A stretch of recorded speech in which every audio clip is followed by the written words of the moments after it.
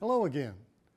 So far, we have discussed a functional, a weak matrix, a balanced matrix, and a strong matrix approach to organizing our project.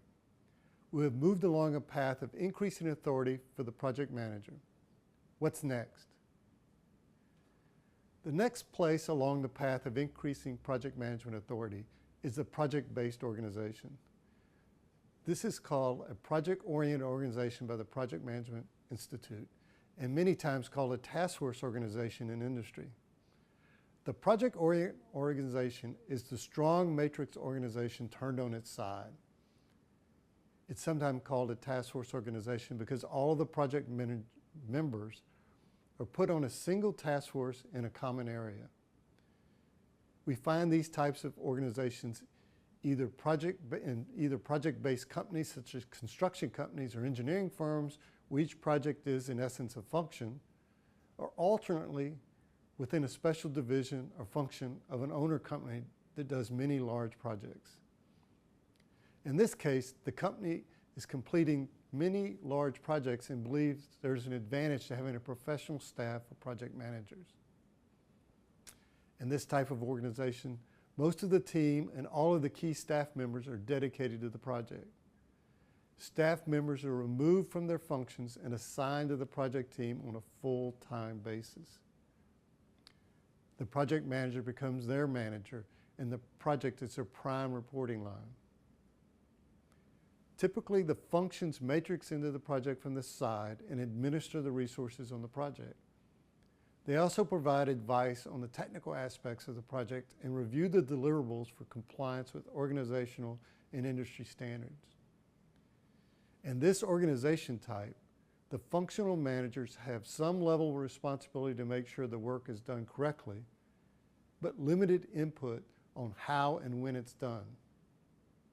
The project manager has final authority and responsibility on project scope, schedule, budget, quality, and technical content.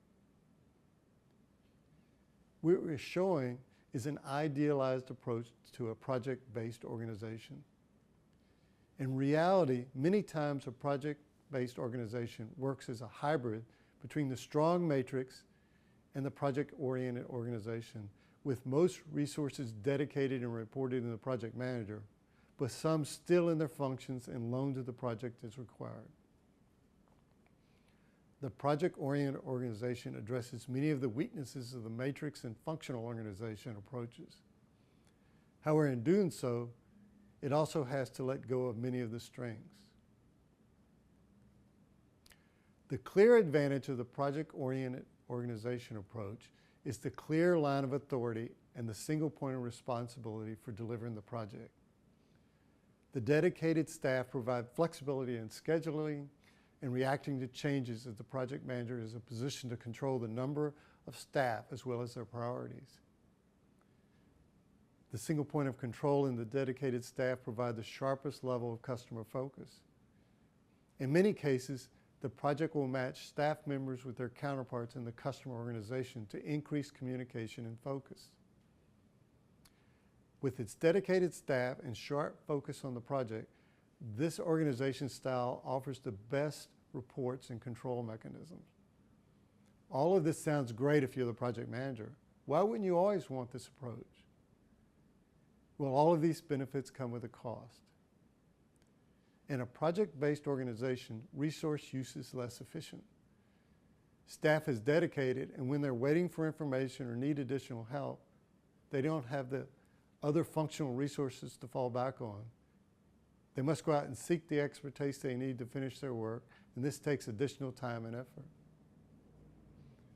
In a project-based approach, each project becomes a separate function or silo. This means there's less interaction with the functional expertise in their home departments and less interaction among projects. Because the staff is somewhat isolated from their function, the technical oversight of the project by the functions is weaker. This can lead to quality issues or project deliverables that don't meet organizational standards if proper care is not taken. And finally, at the end of the project, the dedicated staff must be reintegrated back into their organizations. If the organization is growing, this is typically not an issue. However, in tough times, their positions may not be available and reintegration becomes an issue.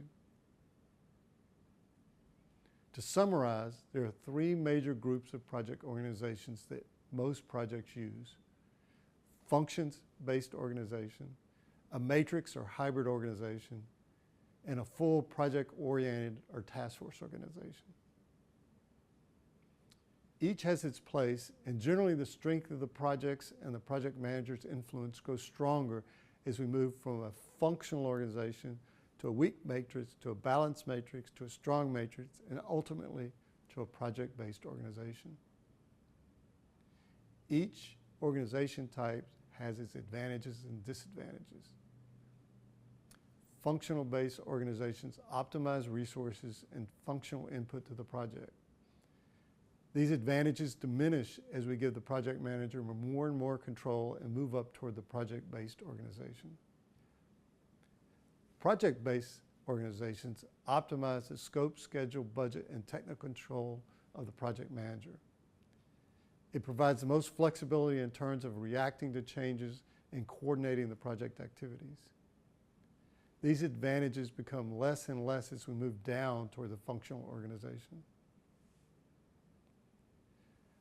The choice on what type of organization to choose for a project is based on the value the organization places on each of the strengths and weaknesses that we've discussed in this lesson. The choice of an organization type is always a trade-off among competing needs of the organization and the project. The trick is to strike the best balance to deliver the best value to the organization. In the next video, we'll examine how to select the appropriate organization for your project and which factors may govern this choice.